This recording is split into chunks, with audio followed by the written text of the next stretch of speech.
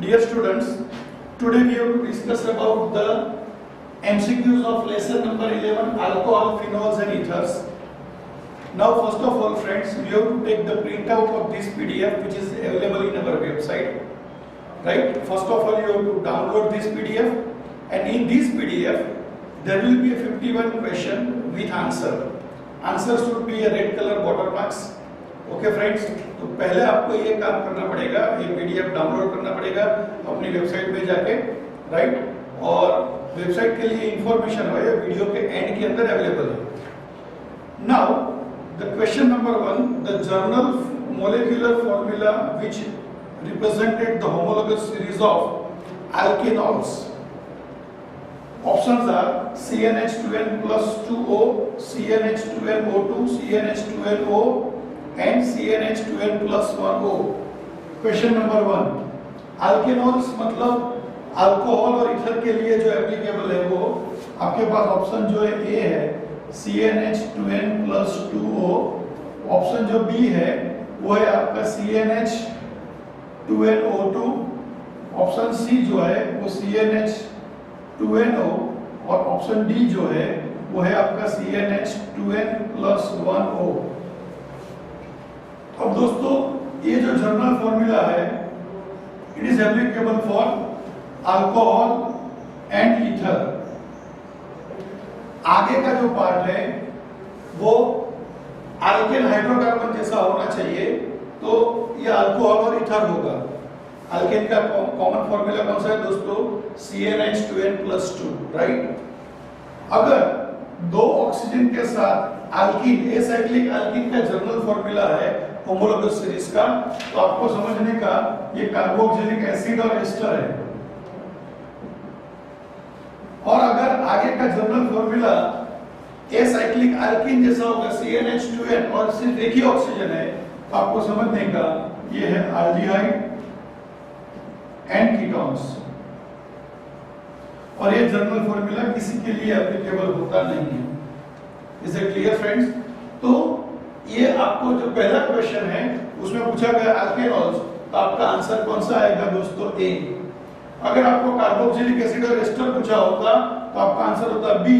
अगर एल्डिहाइड और कीटोन्स पूछा होता तो आपका आंसर होता सी. तो इस तरह से दोस्तों ये होमोलोगस सीरीज के ऊपर से भी आपको क्वेश्चन आंसर पूछते हैं, और हमने जो पहले 16-17 क्वेश्चन है वो उसके ऊपर से ही बनाए हैं. Question number 2, the organic acyclic compound having a molecular formula C4H10O which represented the homologous series have a how much possible isomers. तो दोस्तों उसके लिए हम लोग जो क्वेश्चन नंबर 2 है उसका रेफरेंस लेते हैं. यहाँ पे कौन सा क्वेश्चन पूछा कि भाई एमसीक्यू नंबर 2 C4H10O, तो पहले कार्बन का वैल्यू 4 ले लो, तो इसके अंदर C4 लगाओ, तो C4 या N is equals to 4, तो 8 2 4 2 8 plus 2 10. तो ये जो कार्बन के नंबर्स है C4H10O, उसके ऊपर से ये फॉर्मूला बैठता है CnH2n plus 2O. मतलब इसके अंदर से दो टाइप के आइसोमर्स पॉसिबल होंगे, एक होगा अल्कोहल और दूसरा होगा ईथर. एक होगा अल्कोहल और दूसरा होगा कौन सा दोस्तों? ईथर. अब हमको अल्कोहल बनाने का है कितने कार्बन वाला? 4 कार्बन वाला, और वो भी एसाइक्लिक. मतलब हमको साइक्लिक अल्कोहल के बारे में डिस्कस करने का नहीं है, बराबर? तो यहाँ पे 4 कार्बन अगर हम एक लाइन में लगा दें तो ये होगा आपका CH3 CH2 CH2 CH2OH, बराबर? इसका नाम क्या होगा? ब्यूटेन 1-ऑल. क्या होगा दोस्तों? ब्यूटेन 1-ऑल. और वो प्राइमरी टाइप का अल्कोहल होगा, क्योंकि जो कार्बन के पास OH है उसके नेबर में सिर्फ एक ही कार्बन है, ये प्राइमरी होगा. इसका अगर दूसरा पॉसिबिलिटी बनाए, OH को मैं यहाँ पे लगा देता हूँ, तो ये हो जाएगा आपका ब्यूटेन 2-ऑल which is your secondary type of alcohol. अगर मैं एक CH3 को ब्रांच में ले लेता हूं तो मुझको ये मिल जाएगा, इसका कॉमन नेम अगर देखें तो आइसोब्यूटाइल अल्कोहल. इसका कॉमन नेम क्या होगा दोस्तों? Isobutyl alcohol. और आईयूपीसी नेम के लिए लॉन्गेस्ट चेन 3 कार्बन का बनेगा, तो इसका आईयूपीसी नेम होगा 2 मिथाइल प्रोपेन 1-ऑल, 2 मिथाइल प्रोपेन 1-ऑल। ओके, तो ये आपका पहला आइसोमर हुआ, ये आपका दूसरा आइसोमर हुआ, ये आपका तीसरा आइसोमर हुआ, और चौथा आइसोमर जो है फोर्थ आइसोमर इस तरह से अगर हम ये चारों कार्बन को अरेंज करें तो ये आपका फोर्थ आइसोमर होगा, उसका कॉमन नेम होगा टर्सरी ब्यूटाइल अल्कोहल। बराबर, ये आपका टर्सरी टाइप का अल्कोहल है। और इसका अगर आईयूपीसी नेम देखें तो 2 मिथाइल, 3 कार्बन का लॉन्गेस्ट चेन बनेगा, first second third. Second carbon के ऊपर दो ग्रुप है, इसलिए होगा 2 मिथाइल प्रोपेन 2-ऑल। क्या होगा? 2 मिथाइल प्रोपेन 2-ऑल। बराबर दोस्तों, तो पहला आइसोमर कौन सा मिला? ब्यूटेन 1-ऑल। ब्यूटेन 1-ऑल को अगर हम कॉमन नेम बोले तो n butyl alcohol, normal butyl alcohol. ये ब्यूटेन 2-ऑल का अगर हम कॉमन नेम बनाए तो it is your secondary butyl alcohol. ये आपका है, आपका कौन सा? Isobutyl alcohol. बराबर, वो आपका प्राइमरी टाइप का होगा। बराबर, तो यहाँ पे दोस्तों हमको 4 टाइप के अल्कोहल बने। पहला अल्कोहल मिला कौन सा?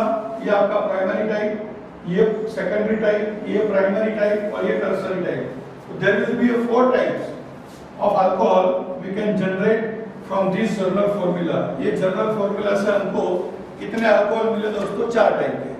अब हम बात करेंगे ईथर्स के बारे में। इसके अंदर ईथर 4 कार्बन है, तो ईथर ऑलवेज ऑक्सीजन 2 कार्बन के बीच में रहेगा। बराबर, तो 2 कार्बन लेफ्ट साइड लगाए, 2 कार्बन राइट साइड लगाए, तो यहाँ हो जाएगा क्या आपका? CH3 CH2 CH2 CH3। इसका अगर आईयूपीसी नेम देखें तो कौन सा होगा दोस्तों? Ethoxy ethane. बराबर, ये आपका हो जाएगा सिंपल ईथर, इधर सिमेट्रिक ईथर भी बोलते हैं इसको। अगर कोई बंदा ऐसा करेगा, लेफ्ट साइड 1 कार्बन लगाएगा, राइट साइड 3 कार्बन, तो यहाँ पे ये फॉर्मूला हो जाएगा। ये फॉर्मूला का भी जनरल फॉर्मूला होगा कौन सा? C4H10O। बराबर, इसका आईयूपीसी नेम होगा कौन सा दोस्तों? तो मिथॉक्सी प्रोपेन। क्या नाम होगा? Methoxy propane. वो हो जाएगा आपका मिक्स्ड ईथर। और अगर कोई ऐसा करता है कि ऑक्सीजन यहाँ पे 1 कार्बन लेफ्ट साइड पे और यहाँ 1 कार्बन का ब्रांच बना दे, तो ये आपका तीसरा पॉसिबिलिटी होगा। This is your third possibility, जिसका आईयूपीसी नेम क्या होगा? ये 1 2 3, तो ये होगा 2 मिथॉक्सी प्रोपेन। क्या होगा दोस्तों? 2 मिथॉक्सी प्रोपेन। तो ये भी आपका हो गया मिक्स्ड ईथर। तो टोटल कितने आइसोमर मिले? तो हम बोल सकते हैं अल्कोहल मिले कितने? 1 2 3 4 अल्कोहल मिले और 3 ईथर मिले। तो ये सब का एडिशन करें तो अपना आंसर क्या आएगा? 7। तो आपका दूसरा क्वेश्चन है, उसके अंदर total how much possible isomer, तो पॉसिबल आइसोमर्स कितने हुए? 7। बराबर दोस्तों। अब तीसरा क्वेश्चन देखो, the organic acyclic compound having a molecular formula C4H10O formula है how much possible isomers of alcohol compound. जो सेकंड क्वेश्चन था उसमें टोटल आइसोमर्स पूछे थे, तो टोटल आइसोमर्स हो गए 7। तो अगर अल्कोहल पूछे, अल्कोहल के आइसोमर्स कितने होंगे, तो आपका आंसर हो जाएगा 4। तो इसमें आंसर हो जाएगा C। अब चौथा क्वेश्चन देखो, the organic acyclic compound having a molecular formula C4H10O formula have how much possible secondary alcohol. तो अल्कोहल बने कितने? 1 2 3 4, उसमें सेकेंडरी अल्कोहल कितना है? तो 1। तो आपका आंसर आ जाएगा इसके अंदर क्या? फोर्थ क्वेश्चन में आपका आंसर आएगा B। There will be only 1 type of secondary alcohol. पांचवा क्वेश्चन देखो, the organic acyclic compound having a molecular formula C4H10O have how much possible primary alcohol. तो प्राइमरी अल्कोहल ये रहा आपका 1 और ये रहा आपका 2। तो प्राइमरी अल्कोहल कितने बनेंगे? 2, तो आपका आंसर आएगा ए। 6th क्वेश्चन देखो, सेम क्वेश्चन है लेकिन टर्सरी अल्कोहल पूछा है। तो टर्सरी अल्कोहल कितने बने आपके पास? एक ही बना, तो टर्सरी अल्कोहल कितने आएंगे? 1। अब आप 7th क्वेश्चन के ऊपर आ जाओ। सेम क्वेश्चन पूछा है, the organic acyclic compound having molecular formula C4H10O formula have how much possible isomers of ether. Ether के कितने आइसोमर बने दोस्तों? 3। इसके अंदर आपका आंसर आएगा 3। 7th वन में 3, मतलब डी आंसर आएगा। Same question, the organic acyclic compound having molecular formula C4H10O formula how much possible isomers of simple ether. Simple ether कितना बना है दोस्तों? सिर्फ 1। तो आंसर आया कितना? सिंपल ईथर, तो सिंपल ईथर पूछा गया तो 8th वन का आंसर होगा बी 1 बराबर। अब 9th वन देखो, सेम क्वेश्चन पूछा है लेकिन मिक्स्ड ईथर पूछा है। तो मिक्स्ड ईथर कितने बने आपके? 2 बने, तो आपका 9th वन में आंसर आएगा कौन सा? ए बराबर। अब 10th वन देखो, तो यहाँ पे 10th वन में क्वेश्चन चेंज किया है। ये 9th तक जो क्वेश्चन थे वो सब C4H10O जर्नल फॉर्मूला के ऊपर से थे, लेकिन अब जर्नल फॉर्मूला चेंज करके ये लोग ने कौन सा दिया है दोस्तों? तो now next general formula is given to us C3H8O। तो C3H8O जो है आपके सामने, तो C3H8O जो है वो भी अल्कोहल ईथर को रिप्रेजेंटेट करेगा बराबर। तो इसके अंदर पूछा गया है कि कितने पॉसिबल आइसोमर्स है।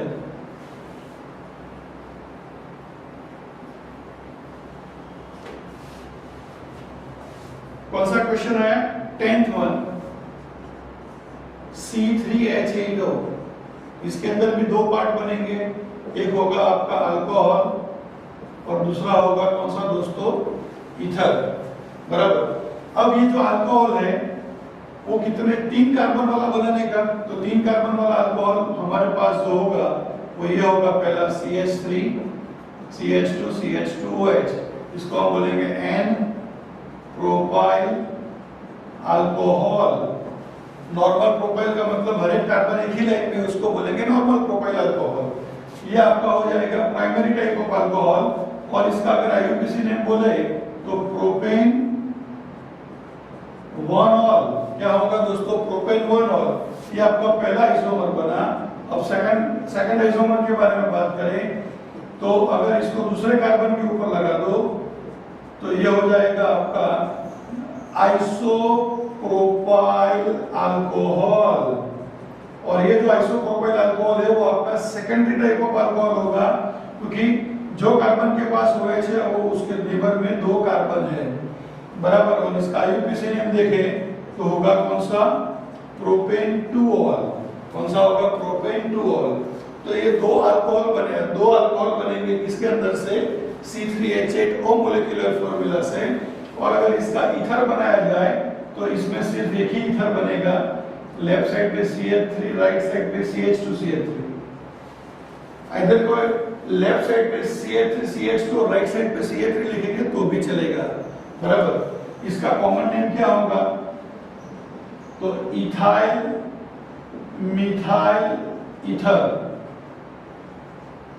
कौन सा होगा दोस्तों?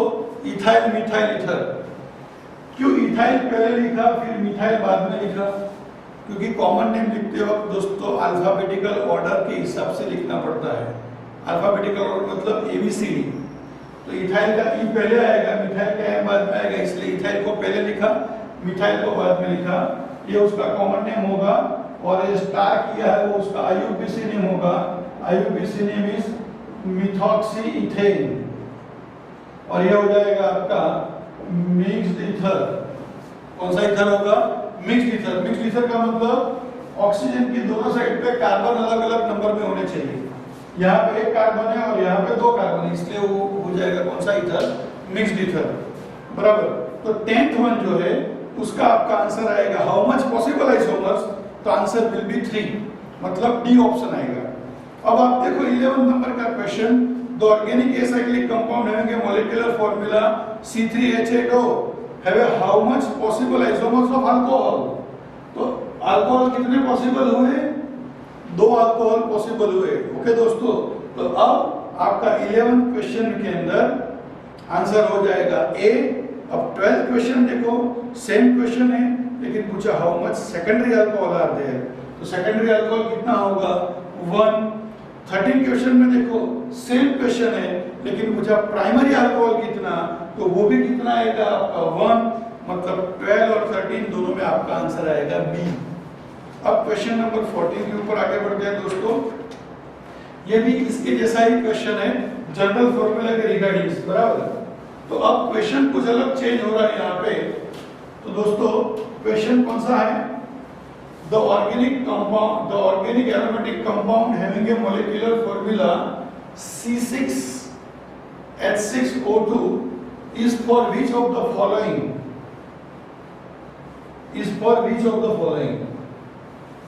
तो दोस्तों सबसे पहले 14 क्वेश्चन जो है उसके ऊपर हम फोकस करते हैं। उसका जो ऑप्शन ए लिखा है उसका स्ट्रक्चर ड्रॉ करते हैं। तो पहले लिखा है रिसोर्सिनॉल। रिसोर्सिनॉल का मतलब क्या, बेंजीन के ऊपर OH और मेटा पोजीशन के ऊपर OH। दूसरा ऑप्शन लिखा है कौन सा, ऑर्थोक्रेसोल। तो बेंजीन की फर्स्ट पोजीशन के ऊपर OH और यहाँ पे CH3 इस ऑर्थोक्रेसोल। तो ये ऑर्थो पोजीशन के ऊपर CH3, इसको हम बोलेंगे ऑर्थोक्रेसोल। इसको बोलेंगे क्या दोस्तों, रिसोर्सिनॉल।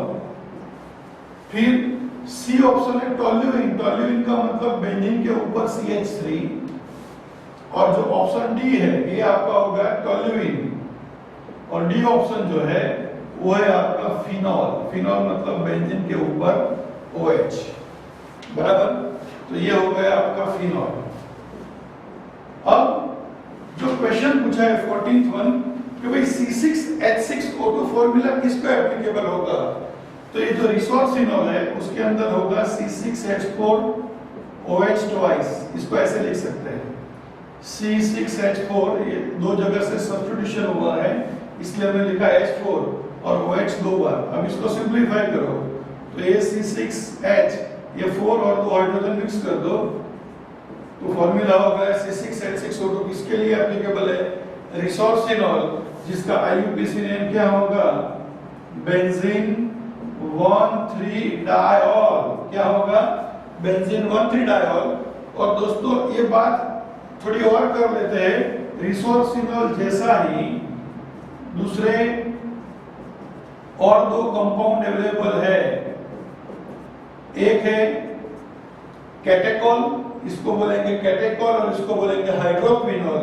ये दोनों का भी मॉलिक्यूलर फॉर्मूला ये होगा, इसका IUPAC नेम है बेंजीन 1,3-डायोल, इसका होगा बेंजीन 1,2-डायोल, इसका होगा बेंजीन 1,4-डायोल। तो अगर C6H6O2 फॉर्मूला का आइसोमर्स पूछे तो 3 आइसोमर्स बनेंगे। कौन कौन से, resorcinol, catechol and hydroquinol. Okay दोस्तों, नाउ ऑर्थोक्रेसोल के बारे में बात करें तो इसका फॉर्मूला कैसे बनाएंगे, तो इसका भी C6H4CH3OH। टोटल कार्बन गिन लो तो कार्बन हो जाएंगे 6 + 1 7, हाइड्रोजन हो जाएगा 8 और ऑक्सीजन 1। टोल्यूइन का गिने तो C6H5CH3, ये हो जाएगा C7H8, और फिनॉल का गिने तो C6H5OH।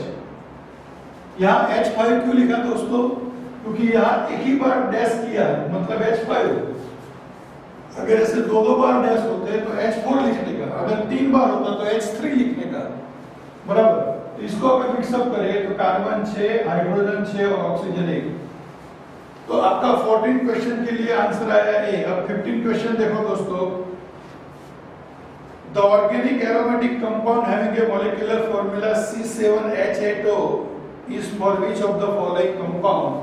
तो C7H8O, तो ये जो आपका 15 क्वेश्चन के लिए आंसर कौन सा बैठेगा, बी, बराबर। ओके, अब ये ऑर्थोक्रेसोल है, ऐसा दूसरा आपका बना सकते हो, मेटाक्रेसोल भी बना सकते हो, और ऐसे पैराक्रेसोल भी बना सकते हो। ऑर्थोक्रेसोल का IUPAC नेम क्या होगा दोस्तों, 2-मिथाइल फिनॉल। क्या होगा, 2-मिथाइल फिनॉल। मेटाक्रेसोल का होगा 3 फिनाइल फिनोल और पैराक्रेसोल का होगा 4 methyl phenol. Is that clear दोस्तों? अब आपका 16 क्वेश्चन देखो। The organic aromatic compound having a molecular formula C7H8 is for which of the following? तो C7H8 ये रहा आपके सामने। तो 16th वन का आंसर आ जाएगा आपका सी, टोल्यूइन। और टोल्यूइन का आईयूपीएसी नेम है दोस्तों मिथाइल बेंजीन।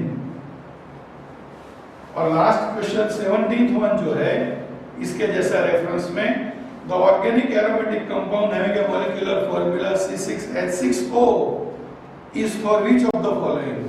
तो ये रहा C6H6O, तो किसके लिए एप्लीकेबल है? फिनॉल। तो आपका 14, 15, 16 और 17 एक क्वेश्चन को दोस्तों हम इस तरह से जज करते हैं, बराबर। तो ये पहले 17 क्वेश्चन जो है वो मॉलिक्यूलर फॉर्मूला और उसके ऊपर से हमने निकाले हुए। Okay friends, now we are moving towards the next topic. Now students, we have to discuss question number 20 जो एमसीक्यू सीट के अंदर अवेलेबल है। Question identified B and D in the following sequence of the reaction. यहाँ पे आपको लिखा है CH2 double bond CH2, यह है आपका इथीन। उसका कंसंट्रेटेड H2SO4 के साथ रिएक्शन पूछा है, बोला है A मिलता है प्रोडक्ट।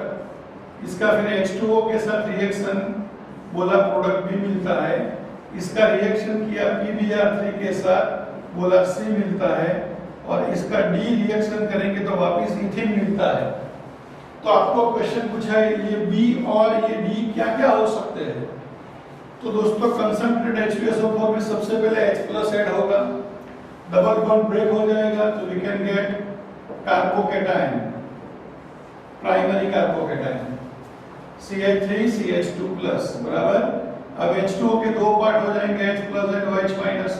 दूसरे केस में ये जो न्यूक्लियोफाइल है वो वहां पे ऐड होगा, तो ये न्यूक्लियोफाइल कार्बोकैटायन के ऊपर ऐड होकर क्या बना देगा? यहाँ पे आपको मिल जाएगा इथेनॉल। ये इथेनॉल का PBr3 के साथ रिएक्शन करूंगा तो -H3PO3, यहाँ 3 मोल्स लेने पड़ेंगे, तो वी कैन गेट CH3CH2Br। इसका नाम क्या होगा दोस्तों? ब्रोमोइथेन। और ब्रोमोइथेन का ऐसा कौन सा रिएक्शन करेंगे तो इथेन मिलेगा? तो आपको पता है दोस्तों बीटा एलिमिनेशन। बीटा एलिमिनेशन का दूसरा नाम क्या है दोस्तों?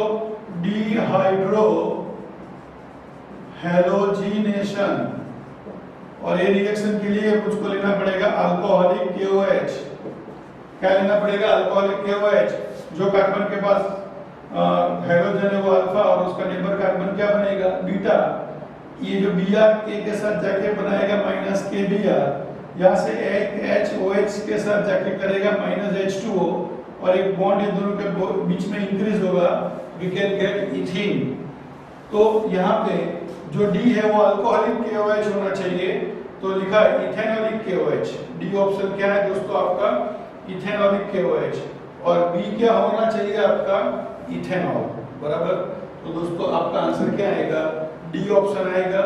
अब आपको 21 नंबर का क्वेश्चन पूछा है। 21 नंबर का क्वेश्चन ये है आपका बेंजीन, उसका रिएक्शन किया CH3 CH2 CH2 Cl के साथ in the presence of anhydrous AlCl3, आपको मिलता है P। फिर इसका आप रिएक्शन करते हो ऑक्सीजन के साथ और फिर उसका H2O माइनस करते हो तो आपको मिलता है Q प्लस फिनॉल। तो आपको पूछा है कि आपका P और Q क्या होना चाहिए? तो दोस्तों सबसे पहले ये जो आपका है ये आपका प्रोपाइल क्लोराइड। क्या है आपका? Propyl chloride. ये प्रोपाइल क्लोराइड में से पहले ये Cl चला जाएगा तो we can gate CH3 CH2 CH2+। ये आपका है प्राइमरी कार्बोकैटायन। अब ज्यादा स्टेबिलिटी के लिए क्या करेगा? ये कार्बोकैटायन सेकंड कार्बन के ऊपर जाएगा और यहाँ से हाइड्रोजन यहाँ चला जाएगा, तो वी कैन गेट क्या मिलेगा अपने को, ये CH3CH प्लस और यहां हो जाएगा CH3। This is your secondary carbocation. और ये सेकेंडरी कार्बोकैटायन जब बेंजीन के साथ रिएक्शन करेगा दोस्तों, तो अपने को मिलेगा ये कंपाउंड बेंजीन के ऊपर CH3CH3। इसको बोलेंगे हम क्यूमीन। क्या बोलेंगे दोस्तों, क्यूमीन। अब ये क्यूमीन का मैं ऑक्सीजन के साथ रिएक्शन करूंगा तो ऑक्सीजन यहाँ ऐड हो जाएगा। We can get this product CH और दो ऑक्सीजन आ गए और ऊपर चला जाएगा CH3, यहाँ रहेगा CH3। इसको बोलेंगे क्या, क्यूमीन हाइड्रोजन पेरोक्साइड। और ये क्यूमीन हाइड्रोजन पेरोक्साइड का माइनस करेंगे H2O, डाइल्यूट H2SO4 की प्रेजेंस में। डाइल्यूट क्या, H2SO4 की प्रेजेंस में जब रिएक्शन होगा तो इतना पार्ट निकल जाएगा। ये जो निकला हुआ पार्ट है वो है आपका CH3COCH3, जिसको हम बोलते हैं एसीटोन। और मिलेगा यहाँ पे बेंजीन के ऊपर OH, जिसका नाम है फिनॉल। क्या नाम है दोस्तों, फिनॉल। तो दोस्तों ये जो क्वेश्चन था, it is based on cumene process which is known as a preparation of phenol. याद रखो, क्यूमीन प्रोसेस से जो फिनॉल मिलता है वो सबसे ज्यादा प्योर होता है। ये प्रोसेस सबसे लेस कॉस्टिंग वाला है, इसका कॉस्टिंग सबसे कम है। अदरवाइज डाउस प्रोसेस जो है वो कॉस्टली प्रोडक्ट है, उसमें जो फिनॉल मिलता है उसका जो कॉस्टिंग होता है वो ज्यादा होता है और उसमें बाय प्रोडक्ट मिलता है डाइफिनाइल ईथर। इसमें बाय प्रोडक्ट मिलता है एसीटोन। ये एसीटोन हम सॉल्वेंट यूज कर सकते हैं, बराबर। तो purity of phenol is obtain more by which process, cumene process. Is that clear friends? तो यहाँ पे आपका आंसर क्या आना चाहिए, तो ये जो है क्यूमीन, जिसको हम ऐसे भी लिख सकते हैं, इसका दूसरा नाम है आइसोप्रोपाइल बेंजीन। क्या नाम है, आइसोप्रोपाइल बेंजीन। तो आपका ये जो P है वो होगा आइसोप्रोपाइल बेंजीन और Q जो है वो है एसीटोन। मतलब आपका आंसर आएगा कौन सा, C। Is it clear? तो क्यूमीन प्रोसेस का बात निकला है तो उसमें फिनॉल के साथ बाय प्रोडक्ट कौन मिलता है, एसीटोन। अगर डाउस प्रोसेस की बात करें तो डाउस प्रोसेस में क्या करते हैं, तो क्लोरोबेंजीन का रिएक्शन करते हैं NaOH के साथ,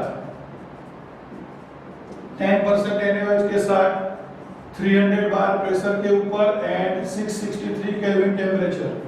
तो यहाँ पे भी मिलता है फिनॉल, लेकिन ड्यूरिंग दिस प्रोसेस ये फिनॉल NaOH के साथ रिएक्शन करके बनाता है क्या, बेंजीन के ऊपर ONA, जिसका नाम है सोडियम फिनॉक्साइड। और यह सोडियम फिनॉक्साइड वापस क्लोरोबेंजीन के साथ रिएक्शन करके बनाएगा क्या, NaCl निकल जाएगा एंड वी कैन गेट दो बेंजीन के बीच में O, diphenyl ether, either फिनॉक्सीबेंजीन।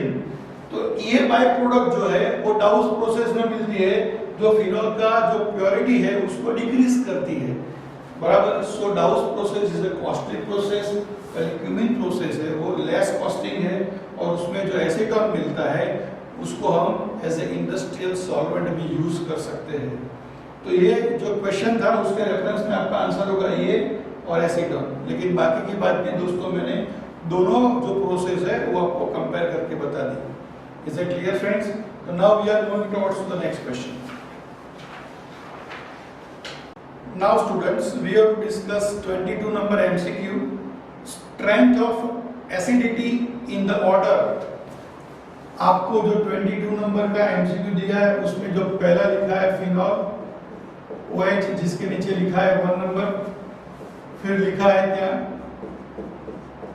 OH और CH3, जिसके नीचे लिखा है 2 नंबर, फिर लिखा है OH NO2 and NO2, जिसके नीचे लिखा है 3 नंबर, और उसके बाद सबसे लास्ट में लिखा है OH और नीचे लिखा है दोस्तों NO2। ये आपका नंबर 4 है, बराबर।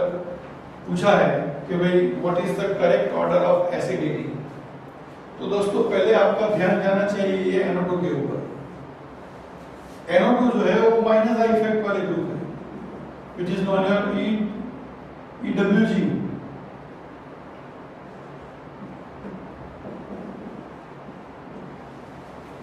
इलेक्ट्रॉन विड्रॉइंग ग्रुप जिसको बोलते हैं, और जो CH3 है वो प्लस आई इफेक्ट वाले है, electron donating group. Electron donating group जो होते हैं दोस्तों, वो इलेक्ट्रॉन डेंसिटी इंक्रीज करते हैं, इसलिए एसिडिक कैरेक्टर कम होता है। और इलेक्ट्रॉन विड्रॉइंग ग्रुप अगर अवेलेबल है तो OH के अंदर ऊपर जो लोन पेयर्स है उसका डेंसिटी उसको अपनी ओर खींच लेते हैं, इसलिए ये हाइड्रोजन इजीली रिमूव हो जाता है। मतलब जिसके अंदर माइनस आई इफेक्ट वाले ग्रुप है वो ज्यादा एसिडिक होंगे, प्लस आई इफेक्ट वाले ग्रुप जो है वो कम एसिडिक होंगे। तो दोस्तों हम देख सकते हैं इसमें CH3 है प्लस आई इफेक्ट, मतलब ये लेस एसिडिक होगा, बराबर। ज्यादा एसिडिक वाले ये दो पॉसिबल है। अब ये दोनों में ज्यादा पॉसिबल कौन? इसमें दो NO2 ग्रुप है, मतलब ये सबसे ज्यादा एसिडिक होगा, मोर एसिडिक, और ये होगा आपका जो सेकंड वन है वो लेस एसिडिक रहेगा, बराबर। तो ऐसे भी क्वेश्चन पूछते हैं कि which one is more acidic, which one is less acidic. अब आपको कौन सा ऑर्डर पूछा है? करेक्ट ऑर्डर पूछा है, तो third number is the strongest acid, फिर आएगा आपका फोर्थ नंबर, फिर आएगा 1 नंबर, और फिर आएगा सेकंड नंबर। ऐसा क्यों? क्योंकि ये जो फर्स्ट नंबर है उसमें इलेक्ट्रॉन डोनेटिंग ग्रुप भी नहीं है और इलेक्ट्रॉन विड्रॉइंग ग्रुप नहीं है, मतलब फिनोल का एसिडिक कैरेक्टर जिसके अंदर इलेक्ट्रॉन विड्रॉइंग ग्रुप है उससे कम होगा, लेकिन इलेक्ट्रॉन डोनेटिंग ग्रुप है उससे कैसा होगा? ज्यादा होगा। तो ये क्वेश्चन अलग अलग फॉर्मेट में ऐसे पूछ सकते हैं, मोर एसिडिक पूछे तो ये, लेस एसिडिक पूछे तो ये। ओके दोस्तों, अब 23 नंबर का क्वेश्चन है, the compound that undergoes dehydration reaction very easily. तो आपको जो ऑप्शन दिए है वो सबके स्ट्रक्चर ड्रॉ करो। पहला लिखा है 2 मिथाइल प्रोपेन 2 ऑल, प्रोपेन मतलब 3 कार्बन, 2 मिथाइल मतलब यहाँ पे CH3 और प्रोपेन 2 ऑल, ये हो गया 2 methyl propane 2 ol. Option B है आपका इथाइल अल्कोहल, मतलब CH3 CH2OH। ऑप्शन सी है वो है आपका 3 मिथाइल ब्यूटेन 2 ऑल, 1 2 3 4, यहाँ पे OH और यहाँ पे CH3, ये हो गया आपका 3 मिथाइल ब्यूटेन 2 ऑल। और लास्ट है आपका isopropyl alcohol, CH3 CHOH CH3, ये आपका आइसोप्रोपाइल अल्कोहल है। तो दोस्तों पूछा है सबसे ज्यादा फास्ट डिहाइड्रेशन रिएक्शन कौन करेगा? तो यहाँ पे आपको एक वर्ड याद रखने का है, dehydration reaction is based on SN1 reaction। SN1 मतलब nucleophilic substitution reaction of first order, और SN1 रिएक्शन है वो किसके ऊपर डिपेंडेड है? तो स्टेबिलिटी ऑफ कार्बोकैटायन, इसके ऊपर डिपेंडेड है दोस्तों, स्टेबिलिटी ऑफ कार्बोकैटायन। तो दोस्तों यहां से OH निकालो तो ये आपका टर्सरी कार्बोकैटायन बनेगा, यहां से OH निकालो तो ये आपका होगा प्राइमरी अल्कोहल, यहां से OH निकालो तो फिलहाल अभी आपको मिलता है सेकेंडरी अल्कोहल, और यहां से निकालो तो भी मिलता है कौन सा? Secondary alcohol. तो ये जो टर्सरी अल्कोहल है वो कैसा रिएक्शन देगा? फास्ट रिएक्शन देगा, बराबर। और अगर इसमें स्लो रिएक्शन पूछा होता तो आपका आंसर आता इथेनॉल, बी, बराबर। तो आपको पूछा कौन सा रिएक्शन है दोस्तों? वेरी इजीली, तो जो टर्सरी अल्कोहल है वो इजी रिएक्शन देता है, कौन सा? Dehydration. Is it clear my dear friends? Okay. और अब 24 नंबर का एमसीक्यू है, और 24 नंबर का एमसीक्यू कौन सा है? फिनॉल। फिनॉल मतलब बेंजीन के ऊपर OH। X forms tribromo derivatives. Tribromo derivatives का मतलब 2,4,6 ट्राइब्रोमोफिनॉल। क्या बोलेंगे इसको? 2,4,6 ट्राइब्रोमोफिनॉल, बराबर। तो उसके लिए पूरा X क्या हो सकता है? तो यहां पे मुझको लेना पड़ेगा bromine in the presence of water. Bromine in the presence of क्या? वाटर, तभी मुझको मिलेगा 2,4,6 ट्राइब्रोमोफिनॉल। अगर मैं ये ब्रोमीन को कार्बन डाइसल्फाइड के अंदर ले लेता CH2, बराबर। तो यहां मुझको सिर्फ मिलता पैरा ब्रोमोफिनॉल। क्या मिलता? तो अगर ये आपका 24 नंबर क्वेश्चन है, उसमें ट्राई ब्रोमो डेरिवेटिव्स की जगह पे इतना करते पैरा ब्रोमोफिनॉल, तो आंसर हो जाता bromine in carbon disulphide. Is it clear? तो ये हुए आपके 22, 23 and 24 question. Now we are moving towards the next question. Now students, we have to discuss the MCQ number 25, and the question is, when phenol react with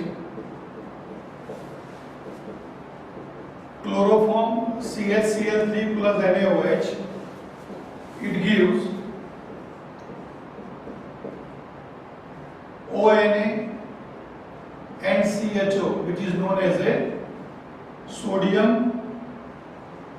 salicylate, The electrophile involved in the above reaction is, मतलब ये reaction में कौन सा electrophile होगा? तो दोस्तों हम इसका अगर मैकेनिज्म का बात करें तो ये CHCl3 NaOH के अंदर से दो पार्ट होंगे, Na plus and OH minus. ये OH माइनस जब यहाँ रिएक्शन करेगा तो यहाँ रिएक्शन के अंदर क्या होगा? तो यहाँ से एक H OH के साथ जाएगा और इलेक्ट्रोफाइल यहाँ के बैठ जाएगा। We can get CCl3 minus negative charge plus H2O, और ये जो CCl3 है उसके अंदर से बनेगा CCl2, जिसमें कार्बन के पास दो इलेक्ट्रॉन रहेंगे, प्लस Cl प्लस, वो आपका हो जाएगा इलेक्ट्रोफाइल, बराबर। तो आपको पूछा है इलेक्ट्रोफाइल कौन सा होगा? तो ये जो है आपका, जिसका नाम क्या होगा? डाइक्लोरो कार्बिन। ये सही आंसर होगा। मतलब the electrophile involve in the above reaction is what? Dichlorocarbene. दोस्तों ये जो रिएक्शन आपके सामने मेंशन किया गया है वो रिएक्शन है आपका राइमर टीमन रिएक्शन। कौन सा रिएक्शन दोस्तों? Rymer टीमन reaction. और राइमर टीमन रिएक्शन के अंदर ये रिएक्शन के बाद हमको मिलता है सोडियम सैलिसिलेट, और इसका अगर आगे मैं डाइल्यूट HCl के साथ रिएक्शन करूंगा तो ये Na और Cl चला जाएगा, माइनस हो जाएगा NaCl। We can get benzene के ऊपर OH एंड CHO, जिसका नाम कौन सा है दोस्तों? सेलिसाल्डिहाइड। और सेलिसाल्डिहाइड का LPC नेम है 2-हाइड्रोक्सी बेंजाल्डिहाइड। तो दोस्तों ये आपके सामने है वो रिवर टीमन रिएक्शन, जिसमें डाइक्लोरोकार्बिन जो है वो बतौर इलेक्ट्रोफाइल प्रोड्यूस होता है। अब आएगा आपका 26 नंबर का क्वेश्चन, और 26 नंबर का क्वेश्चन है phenol can be distinguished from ethanol by the following reagent except. मतलब फिनॉल को कैसे हम इसको अलग करेंगे?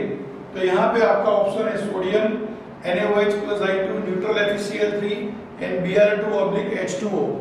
तो दोस्तों phenol and alcohol both have a tendency to perform reaction with sodium. दोनों सोडियम के साथ रिएक्शन करते हैं। अगर फिनॉल सोडियम के साथ रिएक्शन करेगा तो we can get sodium phenoxide, और इथेनॉल सोडियम के साथ रिएक्शन करेगा तो we can get sodium ethoxide. तो इस तरह से आप आइडेंटिफाई कर सकते हैं किसको दोस्तों? फिनॉल एंड इथेनॉल को। अब आपका आएगा 27 नंबर का एमसीक्यू।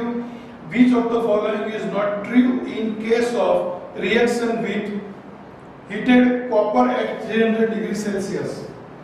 तो यहाँ आपका जो 27 नंबर का क्वेश्चन है वो है फिनॉल में से अगर हमको बेंजाइल अल्कोहल बनाने का है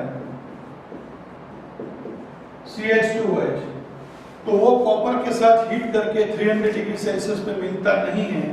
बाकी प्राइमरी अल्कोहल एल्डिहाइड में कन्वर्ट हो जाते हैं, सेकेंडरी अल्कोहल कीटोन्स में कन्वर्ट होते हैं, टर्सरी अल्कोहल ओलेफिन में कन्वर्ट होते हैं, लेकिन फिनॉल बेंजाइल अल्कोहल में कन्वर्ट होता नहीं है। तो 27 का आंसर क्या आएगा आपका दोस्तों? ए, बराबर। और उसके बाद 28 नंबर का क्वेश्चन जो है वो आपके सामने है। An ether is more volatile than alcohol having the same molecular formula, this is due to, मतलब मेरे पास ऐसा एक ईथर है CH3OCH3, इसका नाम होगा मिथॉक्सी मीथेन, और ये जो अल्कोहल है CH3CH2OH, इसका नाम होगा आपका इथेनॉल। दोस्तों ये दोनों का मॉलिक्यूलर फॉर्मूला होगा C2H6O। मॉलिक्यूलर फॉर्मूला दोनों का सेम है, लेकिन एक ईथर है और एक अल्कोहल है। तो बोला गया कि ईथर अल्कोहल की कंपैरिजन में ज्यादा वोलेटाइल क्यों है? तो लिखा है option A, intermolecular hydrogen bonding in alcohol, मतलब अल्कोहल एक दूसरे के साथ इंटरमोलिक्यूलर हाइड्रोजन बॉन्ड बनाते हैं लेकिन ईथर बनाते नहीं है।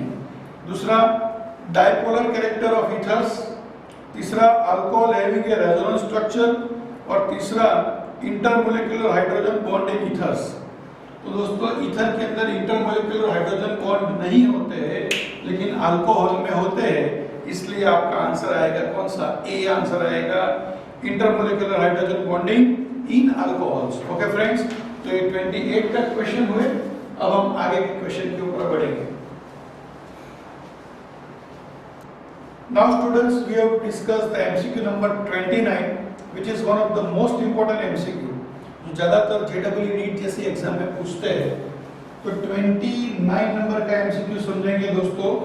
लिखा गया है CH3O C2H5 एंड दूसरा लिखा गया है CH3 thrice COCH3, ऐसा है। When treated with hydroiodic acid, जब इसका दोनों का रिएक्शन किसके साथ होगा दोस्तों? HI के साथ। इसके साथ HI के साथ रिएक्शन होगा। The fragments after the reaction obtained is, मतलब रिएक्शन के बाद कौन सी प्रोडक्ट मिलेगी। तो दोस्तों सबसे पहले हम इसको जज करते हैं और फिर इसके बारे में बात करेंगे। तो ये जो कंपाउंड है उसको हम ऐसे लिखेंगे CH3O CH2 CH3, उसका HI के साथ रिएक्शन, और इसको हम ऐसे लिखेंगे सब्स्टिट्यूट फॉर्म में CH3C CH3 CH3O CH3, और अब इसका HI के साथ रिएक्शन करेंगे, बराबर। अब हम देख सकते हैं, देखो यहाँ पे दोनों साइड पे, यहाँ एक CH3 यहाँ CH2 CH3 है, बराबर। अगर इसके मैकेनिज्म के बारे में सोचे तो जब आयोडीन यहाँ पे अटैक करेगा तो ये जो पार्ट है वो चला जाएगा इधर, बराबर, और आयोडीन जाएगा लेस नंबर ऑफ कार्बन के बाजू में। तो यहाँ मिलेगा अपने को CH3I प्लस CH3CH2OH। क्या मिलेगा? CH3I प्लस CH3CH2OH, बराबर। और दोस्तों यहाँ CH3I नहीं होगा, यहाँ CH3OH होगा और यहाँ जाएगा आयोडीन। और जब इसके अंदर रिएक्शन होगा तो ये रिएक्शन SN2 मैकेनिज्म को फॉलो करता है, और ये जो रिएक्शन है वो SN1 मैकेनिज्म को फॉलो करेगा।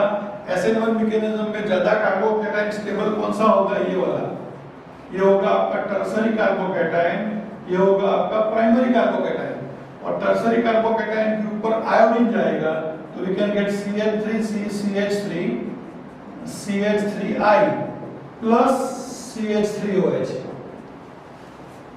बराबर। तो आयोडीन कहाँ गया दोस्तों? यहाँ टर्सरी कार्बोकैटायन के ऊपर गया, और यहाँ मिला आपको मिथेनॉल, और इसमें क्या होगा? CH3CH2I plus CH3OH plus CH3CH2I। तो दोस्तों यहाँ SN2 मैकेनिज्म होता है और यहाँ कौन सा होगा? SN1 mechanism. तो यहाँ आंसर कौन सा आना चाहिए दोस्तों? यहाँ पे गलती हो गई दोस्तों, यहाँ आयोडीन यहाँ जाएगा और यहाँ पे आएगा कौन दोस्तों? OH, due to which mechanism? SN2 mechanism. तो आपका यहाँ आंसर बनता है कौन सा? ए आंसर बनेगा दोस्तों। Which answer? ए। याद रखो, ये SN2 मैकेनिज्म और ये कौन सा? SN1 mechanism. यहाँ पे दोनों में प्राइमरी कार्बोकैटायन बनेंगे। ये प्राइमरी कार्बोकैटायन बनेगा which is more stable then methyl carbocation, इसलिए यहाँ कौन जाएगा, आयोडीन यहाँ जाएगा और OH यहाँ जाएगा। Is it clear? तो इस तरह से दोस्तों 29 नंबर का क्वेश्चन हमको जज करने का है, बराबर। अब आएगा 30 नंबर का क्वेश्चन। क्या पूछा है, मोनोक्लोरिनेशन ऑफ टोल्यूइन, मतलब ये टोल्यूइन है, उसका monochlorination Cl2 in the presence of क्या बोला, सनलाइट। तो दोस्तों यहाँ साइड चेन रिएक्शन होगा। साइड चेन रिएक्शन का मतलब टोल्यूइन के अंदर से हाइड्रोजन जाएगा, तो यहाँ मिलेगा क्या, CH2Cl, इसका नाम हो जाएगा बेंजाइल क्लोराइड। और ये बेंजाइल क्लोराइड का बोला it is followed by aqueous NaOH। इसका आगे रिएक्शन करूंगा एक्वायस NaOH के साथ, तो ये Cl और Na मिलके माइनस हो जाएगा NaCl, OH ऊपर चला जाएगा, वी कैन गेट बेंजीन के ऊपर CH2OH, जिसका नाम है benzyl alcohol either phenyl methanol. तो प्रोडक्ट कौन सा मिलेगा, benzyl alcohol. Is it clear? Okay. अब आएगा आपका 31 नंबर का एमसीक्यू और पूछा गया how many alcohols with molecular formula C4H10O are chiral in nature, मतलब जिसका मोलेक्युलर फॉर्मूला C4H10O ऐसा है।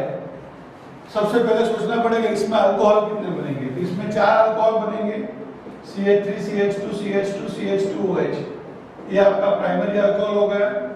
दूसरा CH3 CH2 CHOH CH3, ये आपका ब्यूटेन 2 हो गया। तीसरा हो जाएगा CH3C CH3 CH3OH, ये आपका टर्सरी ब्यूटेल अल्कोहल हो गया। और ये है आपका CH3 CH CH3 CH2OH। पूछा है चिरल अल्कोहल कितने बनेंगे, तो दोस्तों यहाँ पे जो कार्बन के पास, आप चेक कर लो, ये कार्बन के पास 2 हाइड्रोजन सेम, यहाँ 2 हाइड्रोजन सेम, यहाँ 2 हाइड्रोजन सेम, यहाँ 3 हाइड्रोजन सेम, मतलब इसमें कोई भी कार्बन के पास चिरालिटी का नेचर नहीं है। What is the meaning of chirality? The carbon atom have a 4 valency and all these 4 valency is balanced by different kind of atoms either functional group। तो यहाँ पे 2 हाइड्रोजन सेम है, यहाँ 2 हाइड्रोजन सेम है, यहाँ 2 hydrogen same है, यहाँ 3 hydrogen same है, बराबर। मतलब ये जो आपका पहला ऑप्शन है ब्यूटेन 1 उसमें चिरालिटी नहीं है। अब ये चेक करो ब्यूटेन 2 तो ये H को ऊपर लगा दो, तो कार्बन के बाजू में यहाँ CH3, यहाँ OH, यहाँ CH2 CH3 और यहाँ है H। ये कार्बन के आगे पीछे चारों चार अलग अलग है, मतलब ब्यूटेन 2 है नेचर ऑफ चिरालिटी। उसके बाद आएगा ये टर्सरी ब्यूटेल अल्कोहल। देखो यहाँ कार्बन के पास 3 CH3 ग्रुप सेम है, यहाँ 3 हाइड्रोजन है, यहाँ 3 हाइड्रोजन, यहाँ 3 हाइड्रोजन, मतलब इसमें भी आपको चिरालिटी का प्रॉपर्टी देखने को मिलेगा नहीं। सेम है, देखो ये कार्बन के पास 3 हाइड्रोजन, यहाँ नहीं होगा। ये कार्बन के पास तो 2 CH3 सेम है, इसमें भी नहीं होगा। ये कार्बन के पास 3 हाइड्रोजन है, इसमें भी नहीं होगा। ये कार्बन के पास 2 हाइड्रोजन है, इसमें भी नहीं होगा। मतलब ये 4 अल्कोहल मिले, उसमें से कौन सा अल्कोहल चिरालिटी का कैरेक्टर रखता है, तो आपका आंसर आएगा कौन सा, ब्यूटेन 2। अगर नाम पूछा होता तो butane 2 which is known your secondary butyl alcohol. Butane 1 tertiary butyl alcohol and isobutyl alcohol haven't have a property of chirality. मतलब यहाँ आपको सिर्फ पूछा है कि कितने अल्कोहल बनेंगे, अल्कोहल बनते हैं 4, लेकिन 4 में से सिर्फ एक ही अल्कोहल ऐसा है जिसमें चिरालिटी का प्रॉपर्टी है। 3 अल्कोहल में चिरालिटी का प्रॉपर्टी नहीं है। अगर इसके नाम देते तो उसके ऊपर से भी आप स्ट्रक्चर बना सकते थे। ओके फ्रेंड्स, और उसके बाद जो 32 नंबर का क्वेश्चन, पहले इतना समझ लो फिर आगे बढ़ेंगे। Now students, we have to discuss MCQ number 32 and the question is 32 number का MCQ है, what is the correct order of the reactivity of alcohol in the following reaction? ROH plus HCl in the presence of ZnCl2 to convert RCl plus H2O। दोस्तों सबसे पहले ये equation देख के पता चल जाना चाहिए कि ये दोस्तों ल्यूकास टेस्ट है। ल्यूकास टेस्ट में हम 3 टाइप के अल्कोहल को जज कर सकते हैं, primary, secondary and tertiary. Suppose ये मेरे पास CH3 CH2 CH2 CH2OH, ये मेरे पास प्राइमरी अल्कोहल है। दूसरा CH3 CH2 CHOH CH3, ये सेकेंडरी अल्कोहल है। और तीसरा CH3 CH3 CH3OH, ये आपका टर्सरी अल्कोहल है। तो इसमें कौन सा अल्कोहल फास्ट रिएक्शन देगा, कौन सा स्लो देगा? तो यहाँ से OH निकाल दो दोस्तों, यहाँ से OH निकाला तो यहाँ कार्बोकैटायन बनेगा, यहाँ कार्बोकैटायन बनेगा, यहाँ कार्बोकैटायन बनेगा। तो यहाँ देख सकते हो जो कार्बन के पास पॉजिटिव चार्ज है उसके बाजू में 3 कार्बन है, तो ये आपका होगा टर्सरी कार्बोकैटायन। यहाँ जिसके पास पॉजिटिव चार्ज है उसके नेबर में एग्जैक्ट 2 कार्बन है, मतलब ये सेकेंडरी कार्बोकैटायन और ये हो गया आपका प्राइमरी कार्बोकैटायन। तो दोस्तों ल्यूकास टेस्ट जो है वो SN1 मैकेनिज्म को फॉलो करता है, और SN1 मैकेनिज्म में हमको पता है कि tertiary greater than secondary greater than primary. Tertiary alcohol fast reaction देगा, सेकेंडरी अल्कोहल उससे थोड़ा स्लो रिएक्शन देगा, और प्राइमरी अल्कोहल रिएक्शन देगा नहीं, बराबर। तो ल्यूकास टेस्ट के अंदर आपको आंसर पता है दोस्तों, थियरी में मेंशन किया गया कि oily drops are quickly obtained in a test tube, you can say tertiary alcohol. After some time, 2 or 3 or 4 minutes, if the solution becomes milky, then there will be a secondary alcohol. And if there is a no reaction in test tube, then we can say there will be a which alcohol? Primary alcohol. तो यहाँ पे 32 number का question Lucas test के ऊपर का था दोस्तों, याद रखने का। इसलिए इसके अंदर ऑप्शन होगा आपका C. Now question number 33 number के क्वेश्चन में लिखा है ethanol CH3CH2OH can be converted into where CH3CHO by, ये कौन से रिएक्शन से कन्वर्ट होगा? तो treatment with pyridinium chlorochromate PCC, या ऑक्सीडेशन हो जाएगा तो अल्कोहल का सीधा कन्वर्जन किसमें हो जाएगा? एल्डिहाइड में हो जाएगा। अल्कोहल का सीधा कन्वर्जन किसमें हो जाएगा? एल्डिहाइड में। PCC का फुल फॉर्म क्या दोस्तों? पिरिडीनियम क्लोरोक्रोमेट। मतलब 33 का आंसर कौन सा आएगा आपका? C, बराबर। अब आएगा 34 नंबर का MCQ। 34 नंबर का MCQ है the process of converting alkyl halides to alcohol. Alkyl halide RCl उसको मुझको अल्कोहल में कन्वर्ट करने का है। तो यहां मैं ले लूंगा दोस्तों एक्वायस KOH। क्या लूंगा दोस्तों? एक्वायस KOH, बराबर। तो ये Cl और K मिल जाएगा, मुझको मिल जाएगा अल्कोहल। मतलब Cl गया और OH आया, ये रिएक्शन का नाम होगा सब्स्टिट्यूशन रिएक्शन। कौन सा रिएक्शन दोस्तों? Substitution reaction. Is it clear? Okay. अब आएगा 35 नंबर का क्वेश्चन, और 35 नंबर के क्वेश्चन में पूछा है which of the following compound is aromatic alcohol। तो दोस्तों पहला ऑप्शन लिखा है आपके पास बेंजीन के ऊपर OH, दूसरा लिखा है बेंजीन के ऊपर CH2OH, तीसरा लिखा है बेंजीन के ऊपर CH2OH और यहाँ पे CH3, और लास्ट ऑप्शन में लिखा है बेंजीन के ऊपर OH एंड CH3। दोस्तों वर्ड यूज हुआ है एरोमेटिक अल्कोहल, यहाँ नंबर रोमन में लिखा है 1, 2, 3 एंड 4।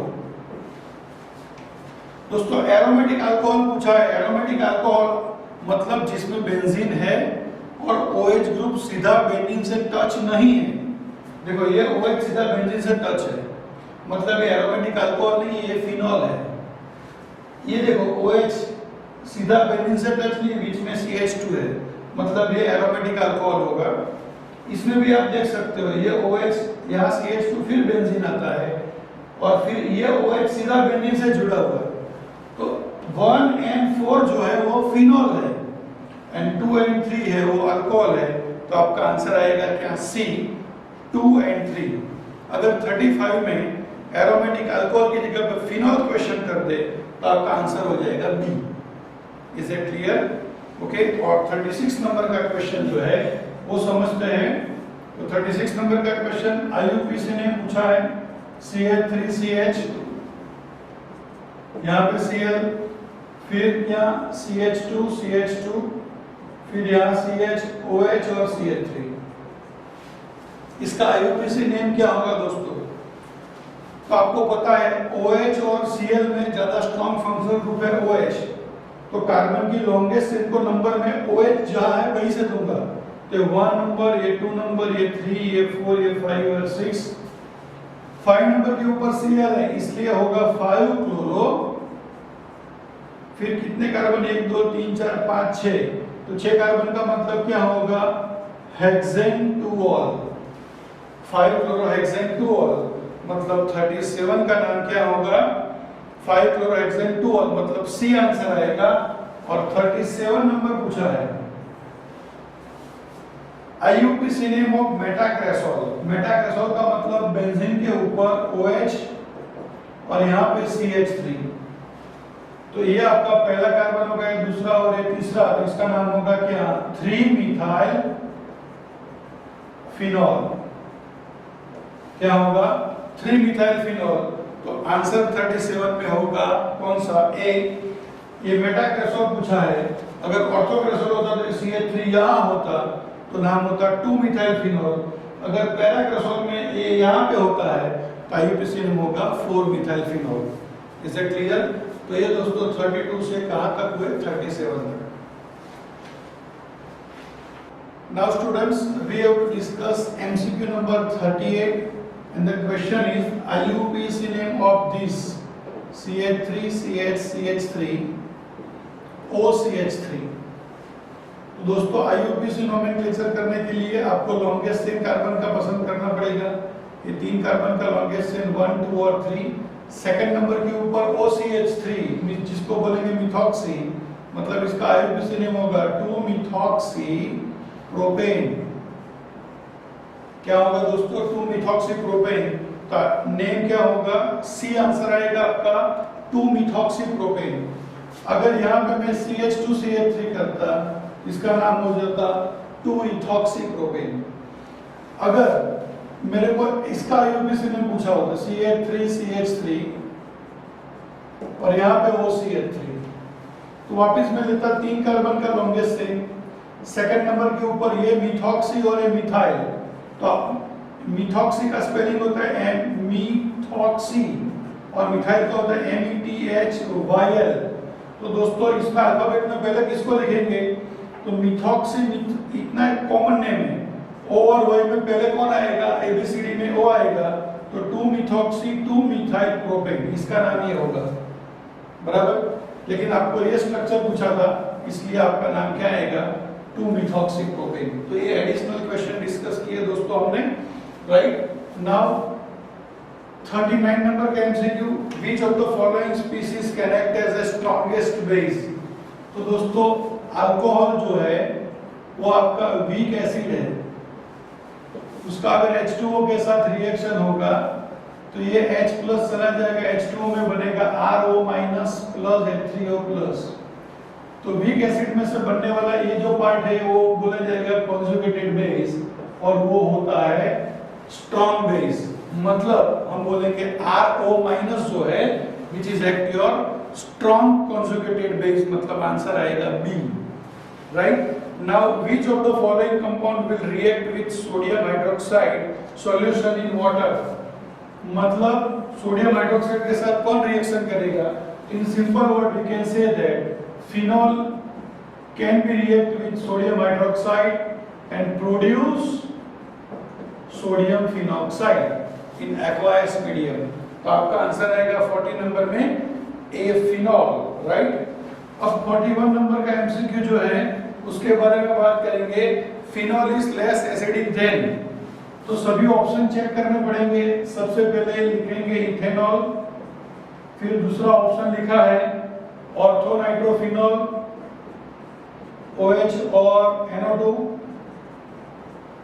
सी ऑप्शन जो है वो लिखा है आपके सामने ऑर्थोमिथाइल फिनॉल, और लास्ट जो ऑप्शन है उसमें लिखा है ऑर्थोमिथॉक्सीफिनॉल। तो दोस्तों NO2 जो है उसका -I इफेक्ट एप्लीकेबल होता है, और CH3 और OCH3 इसका प्लस आई इफेक्ट, इसका थोड़ा माइनस आई इफेक्ट, साथ में प्लस आई इफेक्ट भी होता है, बराबर। तो हम बोलेंगे कि फिनॉल जो है वो एसिडिक है, लेकिन किससे कम एसिडिक है, तो हम बोलेंगे ऑर्थोनाइट्रोफिनॉल, क्योंकि यहाँ सिर्फ माइनस आई इफेक्ट है। बाकी इथेनॉल, फिर लिखा है क्या ऑर्थोमिथाइल फिनॉल, और फिर लिखा है ऑर्थोमिथॉक्सोफिनॉल। ये तीनों की कंपैरिजन में फिनॉल स्ट्रांग होगा, लेकिन ऑर्थोनाइट्रोफिनॉल की कंपैरिजन में वो क्या होगा, लेस एसिडिक होगा, बराबर। उसके बाद 42 नंबर का क्वेश्चन आपको पूछा गया है। 42 नंबर का एमसीक्यू कौन सा है, which of the following is more acidic, most acidic. सबसे पहले लिखा है बेंजाइल अल्कोहल CH2OH, ये आपका ऑप्शन ए है। बी ऑप्शन में लिखा है साइक्लो हेक्सेनॉल, ये आपका हो गया साइक्लोहेक्सेनॉल। सी ऑप्शन लिखा है फिनॉल, और डी ऑप्शन लिखा है मेटाक्लोरोफिनॉल। तो ये हो गया आपका मेटाक्लोरोफिनॉल। तो दोस्तों आपको पता है ये जो Cl जो है उसका माइनस आई इफेक्ट होता है, और फिनॉल के अंदर माइनस आई इफेक्ट वाले ग्रुप अगर अवेलेबल है वो ज्यादा एसिडिक होंगे, मतलब इसके अंदर आपका आंसर आएगा कौन सा, डी। तो 42 में आंसर आएगा D, metachlorophenol. Is that clear friends? तो पहले इतने क्वेश्चन देख लो, फिर हम आगे बढ़ते हैं। Now students, we have to discuss the MCQ number 43, and the question is, make the correct order of decreasing acidic strength of the following compound. दोस्तों डिक्रीजिंग ऑर्डर मतलब बिगर टू स्मॉलर, मतलब जो ज्यादा एसिडिक है वो पहले लिखने का, और जो कम एसिडिक है वो लास्ट में लिखने का। तो आपको सबसे पहले स्ट्रक्चर ड्रॉ किया है कि इसका बेंजीन के ऊपर OH, जिसको हम बोलेंगे फिनॉल। फिर नंबर 2 लिखा है पैरानाइट्रोफिनॉल। नंबर 3 लिखा है मेटामिथॉक्सीफिनॉल। नंबर 4 लिखा है मेटानाइट्रोफिनॉल। और नंबर जो 5वां है आपका वो लिखा है कौन सा, पैरामिथॉक्सीफिनॉल। ये आपका नंबर 1, ये नंबर 2, ये नंबर 3, ये नंबर 4 और ये नंबर 5। अब चेक करने का कि सबसे ज्यादा एसिडिक कौन है, तो दोस्तों पहले फंक्शन ग्रुप चेक कर लो, NO2 और OCH3 और उसका इफेक्ट चेक कर लो। तो NO2 का माइनस आई इफेक्ट होता है और माइनस आर इफेक्ट होता है। ये दोनों पैरा पोजीशन के ऊपर एप्लीकेबल है, और माइनस आई इफेक्ट वाले ग्रुप अगर फिनॉल में अवेलेबल है वो सबसे ज्यादा एसिडिक होते हैं, मतलब नंबर 2 इज मोर एसिडिक। अब इसमें NO2 है और इसमें भी NO2, लेकिन यहाँ NO2 मेटा पोजीशन पे है, जिसमें सिर्फ माइनस आई इफेक्ट एप्लीकेबल होगा, माइनस आई इफेक्ट एप्लीकेबल होता नहीं है। मतलब सेकंड नंबर के बाद एसिडिक स्ट्रेंथ किसका आएगा, 4 नंबर का। अब आप चेक कर सकते हो, ये इसको बोलेंगे हम मेटामिथॉक्सीफिनॉल, इसको बोलेंगे पैरामिथॉक्सीफिनॉल। दोस्तों ये जो OCH3 ग्रुप का माइनस आई इफेक्ट होता है, साथ में प्लस आर इफेक्ट होता है। ये मेटा पोजीशन के ऊपर अवेलेबल है, लेकिन मेटा पोजीशन के ऊपर प्लस आर इफेक्ट एप्लीकेबल होता नहीं है। इसका माइनस आई इफेक्ट और प्लस आर इफेक्ट दोनों पैरा पोजीशन के ऊपर एप्लीकेबल है, और phenol nature wise full acidic है, तो यहाँ माइनस आई इफेक्ट एप्लीकेबल है, प्लस आर इफेक्ट नहीं है। मतलब ये थर्ड नंबर यहाँ आएगा, जिसका एसिडिक स्ट्रेंथ ये दोनों की कंपैरिजन में ज्यादा होगा। अब फर्स्ट और लास्ट चेक करो, तो इसमें माइनस आई इफेक्ट के ऊपर प्लस आर इफेक्ट प्रीडोमिनेंट हो जाती है, मतलब फिनॉल का एसिडिक स्ट्रेंथ जो है वो पैरामिथॉक्सीफिनॉल से ज्यादा होगा। तो आपका ऑर्डर बनेगा 2 greater than 4 greater than 3 greater than 1 greater than 5। This is your correct answer. मतलब ऑप्शन कौन सा होगा, B option is stand for your correct option, right. तो दोस्तों अब आएगा आपका 44 नंबर का MCQ. Same mark the correct increasing order of reactivity of the following compound with HBr। आपको कंपाउंड दे दिया बेंजीन के ऊपर, सबसे पहले दिया CH2OH, और ये आपको नंबर दे दिया 1, फिर आएगा बेंजीन के ऊपर CH2OH और मेटा पोजीशन के ऊपर NO2, ये आपका नंबर 2 हो जाएगा। और ये जो है CH2OH और यहाँ हो जाएगा Cl, ये आपका नंबर 3। दोस्तों these all are aromatic alcohols, ये सब कौन से हैं दोस्तों? Aromatic alcohols. और एरोमेटिक अल्कोहल का HBr के ऊपर रिएक्टिविटी स्टेबिलिटी ऑफ कार्बोकैटायन के ऊपर डिपेंडेंस है। तो दोस्तों यहाँ से OH निकालो तो ये हो जाएगा कार्बोकैटायन, ये OH निकालो यहाँ हो जाएगा कार्बोकैटायन, ये OH निकालो यहाँ हो जाएगा कार्बोकैटायन। जो ज्यादा स्टेबल कार्बोकैटायन है वो HBr के साथ ज्यादा रिएक्टिव होता है। तो ये तीनों कार्बोकैटायन है सेम टाइप के। लेकिन अब हमको चेक करने का इसका इफेक्ट, यहाँ NO2 है, यहाँ Cl है, तो अब इसमें क्या है? तो ये NO2 का माइनस आई इफेक्ट, Cl का भी माइनस आई इफेक्ट है। और माइनस आई इफेक्ट जो होता है वो स्टेबिलिटी को क्या करता है दोस्तों? डिक्रीज करता है। माइनस आई इफेक्ट क्या करता है? स्टेबिलिटी को डिक्रीज करता है। NO2 का माइनस आई इफेक्ट सबसे ज्यादा है क्योंकि उसका माइनस आर इफेक्ट भी है, और इसके क्लोरीन के अंदर माइनस आई इफेक्ट के साथ प्लस आर इफेक्ट है, मतलब सबसे लेस रिएक्टिव हो जाएगा NO2 वाला, फिर आएगा कौन सा? क्लोरीन वाला, और सबसे ज्यादा रिएक्टिव होगा आपका बेंजाइल अल्कोहल, बराबर। तो रिएक्टिविटी कौन डिसाइड करता है? Stability of carbocation. ये तीनों ने कार्बोकैटायन बनाया, फिर हमने चेक किया कि इसकी पैरा पोजीशन पे NO2 ग्रुप है, यहाँ Cl है, तो Cl NO2 और Cl में ज्यादा माइनस आई इफेक्ट किसका है दोस्तों? NO2 का है। उसके बाद आता है Cl का, सो लेस रिएक्टिव होगा 2 नंबर, फिर आएगा 3 नंबर, और फिर सबसे ज्यादा रिएक्टिव कौन होगा? 1 नंबर। इज इट क्लियर दोस्तों? तो ये था आपका 43 एंड 44 नंबर का MCQ. Now students, we have to discuss the MCQ number 45, and the question is arrange the following compound in a increasing order of their boiling point। दोस्तों सबसे पहले लिखा है प्रोपेन 1ऑल, ये आपका हो गया प्रोपेन 1ऑल। दूसरा लिखा गया है butane 1ऑल, CH3 CH2 CH2 CH2OH, ये हो गया ब्यूटेन 1ऑल। तीसरा लिखा है ब्यूटेन 2ऑल, CH3 CH2 CH2, यहाँ OH और यहाँ CH3, और लास्ट में लिखा है पेंटेन 1ऑल, तो ये हो गया आपका पेंटेन 1ऑल। तो सबसे पहले दोस्तों इंक्रीजिंग ऑर्डर, कौन सा ऑर्डर पूछा है? इंक्रीजिंग ऑर्डर, मतलब छोटे से बड़ा। तो दोस्तों आपको पता है अल्कोहल का होमोलोगस सीरीज है, इसमें 3 कार्बन है, इसमें 4 कार्बन है और इसमें 5 carbon. As the number of carbon item increases their boiling point increases, मतलब सबसे छोटा किसका होगा? ये, बराबर। इसका नाम क्या है? प्रोपेन 1ऑल, बराबर। और सबसे ज्यादा किसका होगा? तो सबसे ज्यादा होगा पेंटेन 1ऑल का, सबसे ज्यादा होगा। अब ये दोनों में दोस्तों 4 कार्बन है, तो 4 कार्बन है तो सबसे ज्यादा किसका होता है?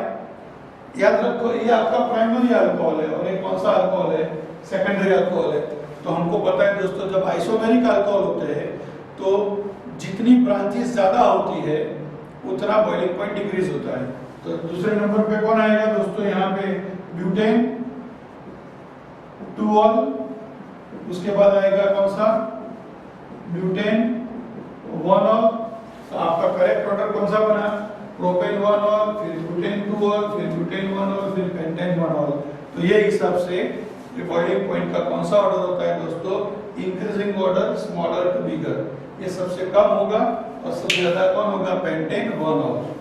Is it clear friends? तो 45 number question completed. Now 46 number का क्वेश्चन के बारे में बात करें।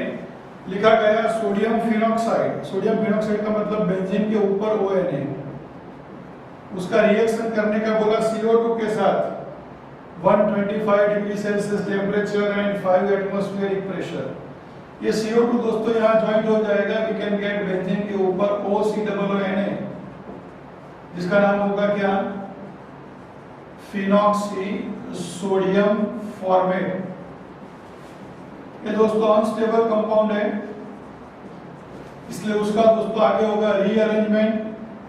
रीअरेंजमेंट पे ये COO पार्ट ऑर्थो पोजीशन पे आएगा। तो जैसे ऑर्थो पोजीशन पे आएगा, यहाँ से H निकल के O के साथ ज्वाइंट होकर हो जाएगा OH और यहाँ हो जाएगा COOH। इसको बोलेंगे हम सोडियम सैलिसिलेट। और उसका अगर आगे मैं HCl के साथ रिएक्शन करूंगा, ये Na और Cl मिलके हो जाएगा NaCl। You can get salicylic acid.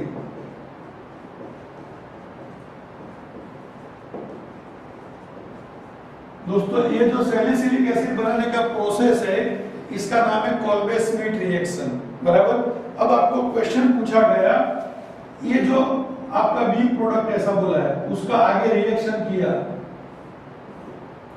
किसके साथ रिएक्शन किया? Ac2O, मतलब ये रिएक्शन हो गया एसाइलेशन रिएक्शन।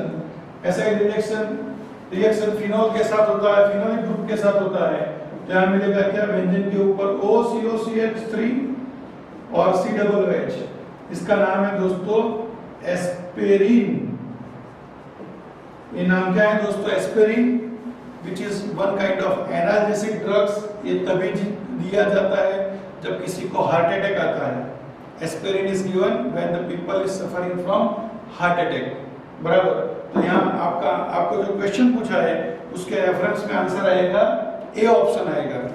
अगर इसके अंदर मैंने ऐसा किया होता CH3OH कंसंट्रेटेड H2SO4, तो ये रिएक्शन होगा आपका एस्टरिफिकेशन रिएक्शन। और जब एस्टरिफिकेशन होता है तो वो कार्बोक्सिलिक ग्रुप के साथ होगा। तो यहाँ पे मुझको मिलेगा क्या? बेंजीन के ऊपर OH और COOCH3। इसका नाम होगा दोस्तों मिथाइल सैलिसिलेट। क्या होगा? Methyl salicylate. और ये जो मिथाइल सैलिसिलेट है दोस्तों, ये भी एनाल्जेसिक ड्रग्स है। आपने देखा होगा ये मिथाइल सैलिसिलेट का यूज कहाँ होता है? कौन से एनाल्जेसिक ड्रग्स में हम यूज करते हैं?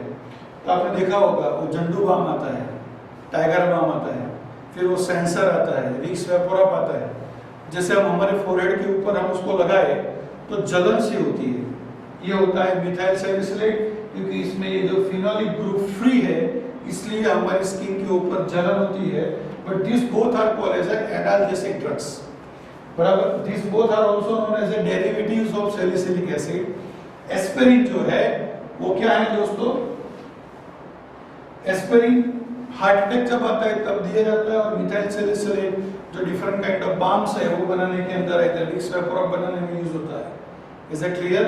लेकिन सैलिसिलिक एसिड बनाने का ये जो प्रोसेस है उसका नाम क्या है? Kolbe-Smith reaction. ओके दोस्तों, तो थियरी के ऊपर से क्वेश्चंस पूछे हैं, याद रखने का। Now students, we have to discuss the MCQ number 47, and the question is the most suitable reagent for the conversion of RCH2OH into RCHO, मतलब प्राइमरी अल्कोहल को अल्डिहाइड में ले जाने का है। प्राइमरी अल्कोहल को किस में ले जाने का है दोस्तों? अल्डिहाइड्स। तो अल्डिहाइड में ले जाने के लिए सिंपल सी बात है, पीसीसी का फुल फॉर्म पता है, पिरिडीनियम क्लोरोक्रोमेट। जैसे ऑक्सीडेशन होगा सीधा प्राइमरी अल्कोहल किसमें कन्वर्ट हो जाएगा? अल्डिहाइड के अंदर कन्वर्ट हो जाएगा। तो आपका 47 नंबर का आंसर क्या आएगा दोस्तों? PCC, pyridinium chlorochromate. अब 48 नंबर का एमसीक्यू है, पूछा गया कौन सा? एक रिएक्शन मेंशन किया है CH3COOH, एरो पे लिखा है LiAlH4, लिथियम एल्यूमिनियम हाइड्राइड, मतलब ये होगा आपका रिडक्शन रिएक्शन।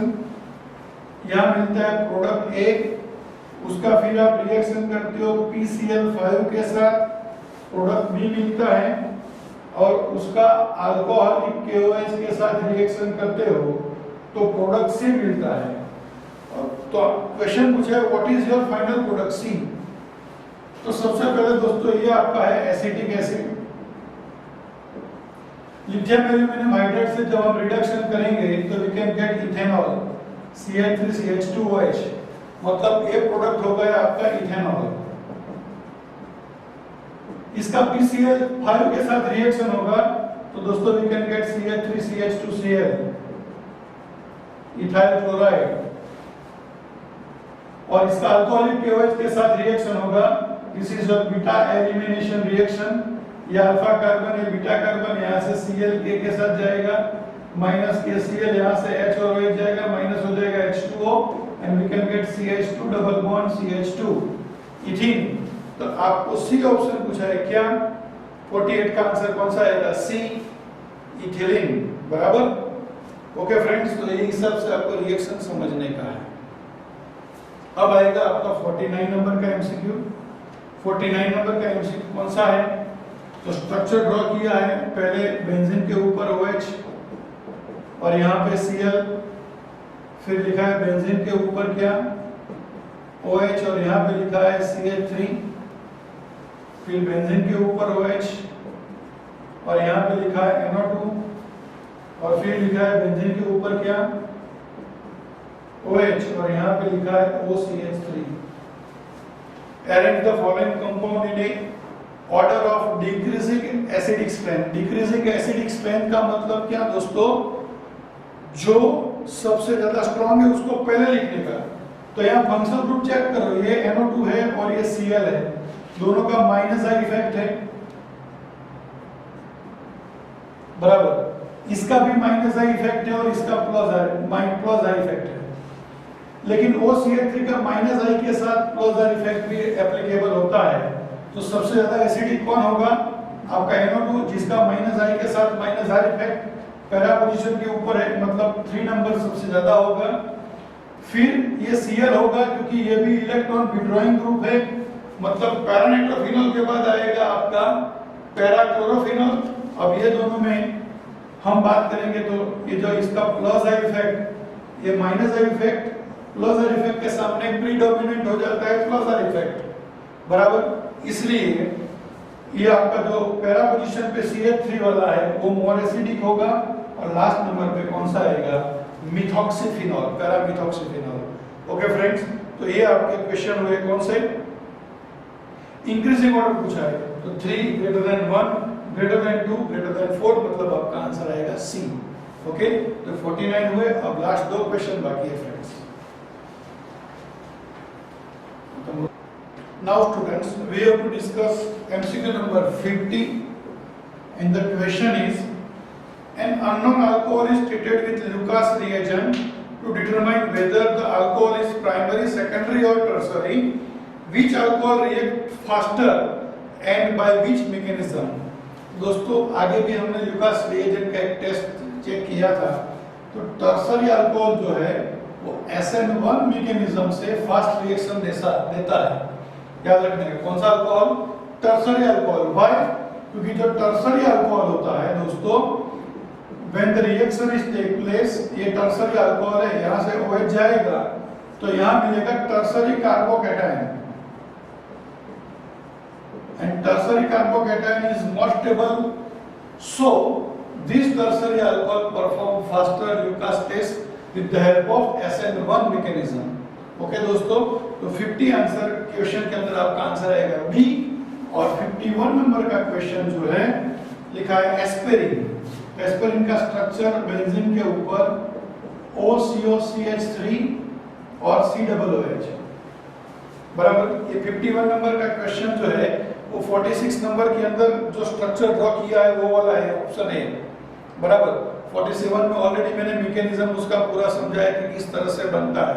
तो एस्पिरिन का नाम क्या होगा, तो दोस्तों इतने पार्ट को हम बोलेंगे एसिटाइल और बाकी के पार्ट को बोलेंगे सैलिसिलिक एसिड। तो इसका नाम क्या होगा, एसिटाइल सैलिसिलिक एसिड, ये एस्पिरिन का नाम है दोस्तों। तो दोस्तों इस तरह से ये 51 MCQ यहाँ पे खत्म होते हैं, बराबर। मैंने मेरे हिसाब से और मेरे एक्सपीरियंस से आपको ये पूरे टॉपिक समझाने का ट्राई किया है। आई होप कि आपको मजा आया होगा, राइट। तो मेरा ये यूट्यूब चैनल जो है वो अपने दूसरे दोस्तों के साथ शेयर कीजिए, लाइक कीजिए और सब्सक्राइब कीजिए, ऑल्सो कमेंट कीजिए। Thank you very much. Dear students, we have launched our website www.revisioneducation.com to learn NCERT 12th chemistry subject, English and Gujarati medium.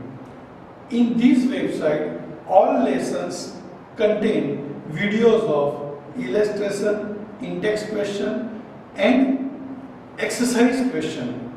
Also, MCQ videos for the competitive exams like JEE, NEET and GUJCAT are also available. Cost of above all these are only rupees 999 rupees per year. Some demo videos are also available on our YouTube channel Revision Educations. Friends, kindly like, share and subscribe our channel. Thank you very much.